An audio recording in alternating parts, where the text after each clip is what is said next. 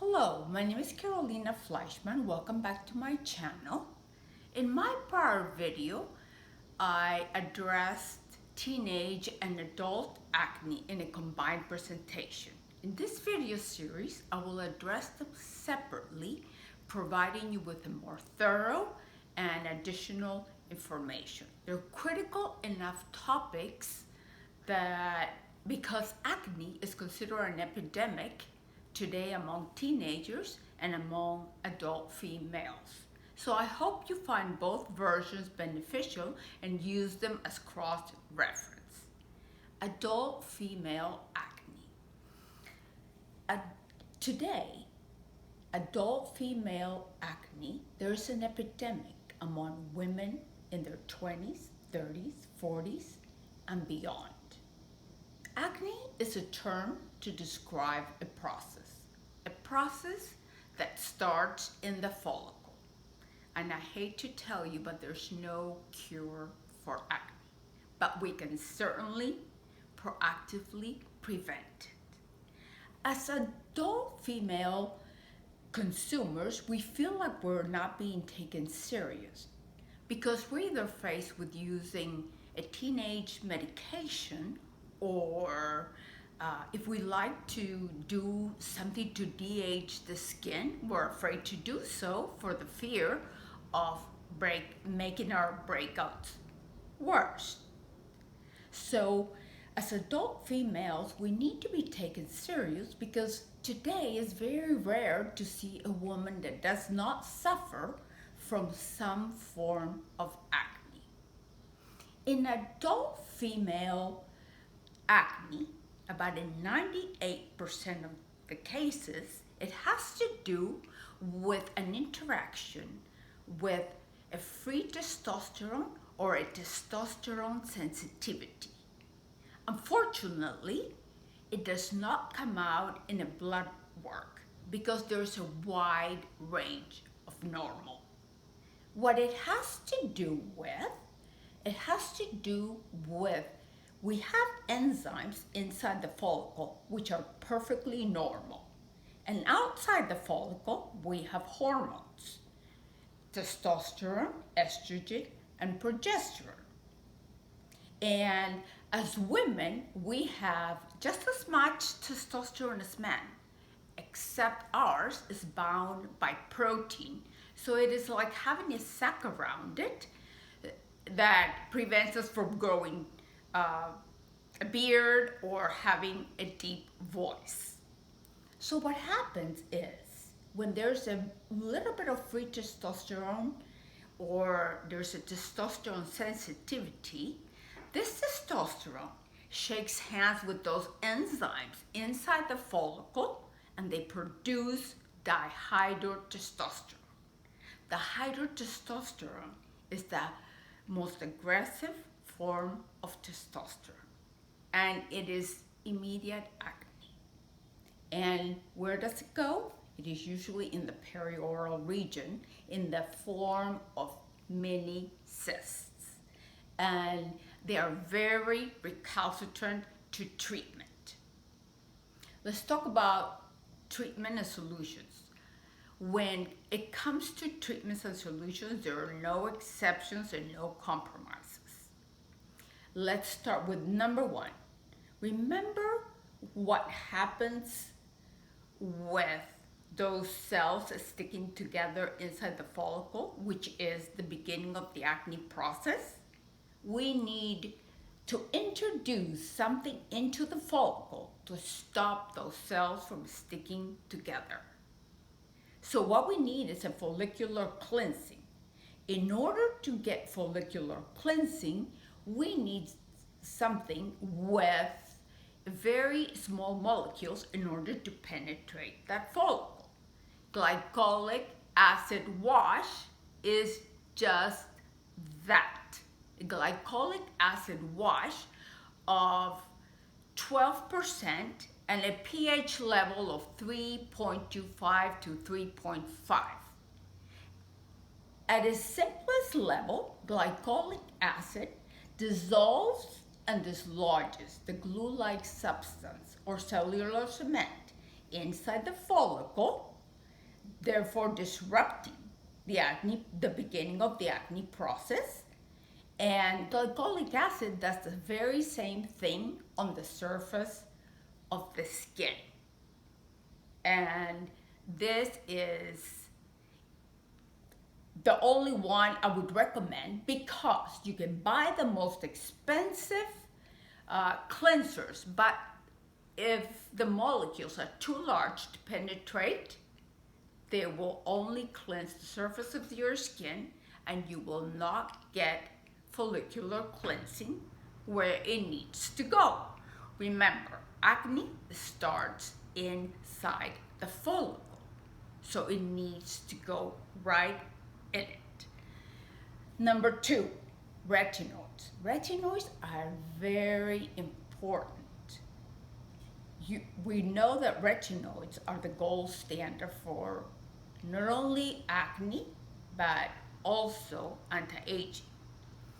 So what retinoids do is they change the environment inside the follicle.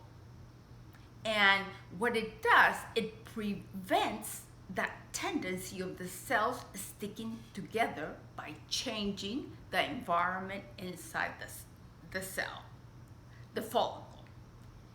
And this is a critical component because by changing the environment inside the cell, the follicle will behave in a much healthier manner.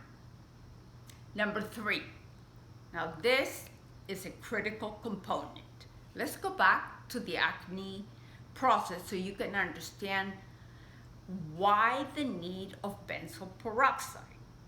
Remember how P. acne bacteria, which is harmless, we have it all over our body whether our skin is free of acne or we have acne. It's part of our fauna and flora. P. acne bacteria becomes a problem when it gets trapped inside the follicle where are dead cells and there is trapped oil, and P. acne bacteria eats this oil and produces a fatty acid byproduct that is very corrosive to the follicle. And that's when you either get a leak, a rupture, or a blowout. So what benzoyl peroxide does, benzoyl introduces peroxide inside the follicle where it introduces oxygen. P. acne bacteria cannot live in oxygen. So therefore, it kills those P. acne bacteria colonies and keeps them at bay. Remember, P. acne bacteria is bactericidal, which means it needs to be killed every single day. The benzoyl peroxide that I recommend is a 10% micronized. And why? Because when it's micronized, it bypasses the surface and it gets right into the follicle and it doesn't produce irritation. The typical ones that you find at the stores is usually 60 microns, micronized to 60 microns. But there are companies that are making some that are 12 times more micronized, which brings it down to 5 microns. And let me tell you why that is important. Because with being 5 microns, it completely bypasses the surface of the skin. It gets to the follicle and it doesn't produce any irritation. So that is benzoyl peroxide, and it needs to be done every day. So what I want you to do is combine your benzoyl peroxide with your retinoid at night and mix it and use it every night at the same time that you are de-aging the skin, because retinol is a gold standard not only for acne but also for anti-aging, and you are de-aging and treating acne at the same time, every night. Now, for adult females who have gone through every treatment, acne treatment, and they have not been successful, I want you to keep this in your back pocket. This is a drug that has been, it is not an antibiotic, it is a diuretic, and it has been used for congestive heart failure and blood pressure, and high blood pressure, in much larger doses.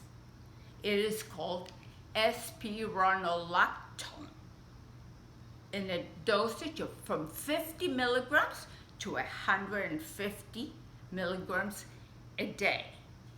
It can be really a miracle drug for some women who have tried every other treatment. It has been used in Europe and Latin America for years for this purpose. And I see it more now in the US, more often prescribed. So please talk to your doctor about prescribing spironolactone. Remember, between 50 and 150 milligrams. Remember, it's not an antibiotic and it's a diuretic.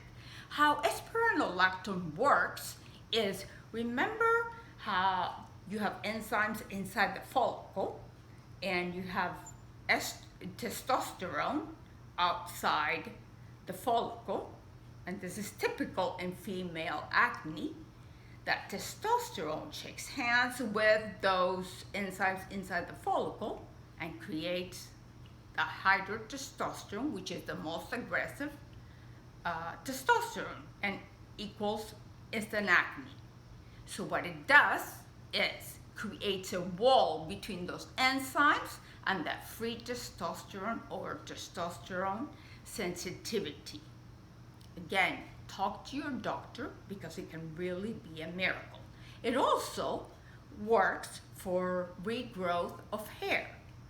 About 50% of females suffer from female baldness, and this can really help with regrowth of hair because we have those same enzymes, isotype 1, isotype 2, in our scalp. And again, talk to your doctor. I hope that you found this helpful, and please never hesitate to reach out and ask any additional questions. I want this platform to be an open forum where you feel comfortable enough to get additional information.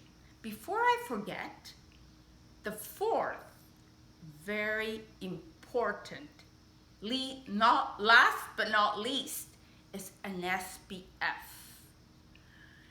The sun is our #1 source of external inflammation, and acne is an inflammatory disorder. What we need to do is use every day an SPF of 30 with a broad spectrum. You need to be covered from not only UVB but UVA rays. And as I said, sun can really exacerbate your acne. And again, please do not hesitate to contact me. All my information is in the description below. And I invite you to go to my website, where this month I have a free ebook on acne. And every month I will have a free ebook on the topics that I'm covering in this platform, along with blogs that provide you with further information. Please don't forget to like and subscribe, And in the meantime, please remember that we are all a work in progress and we all have something we would like to improve upon. So be kind to yourself and others along the way. Remember, stay happy, healthy, and keep smiling. Until the next time.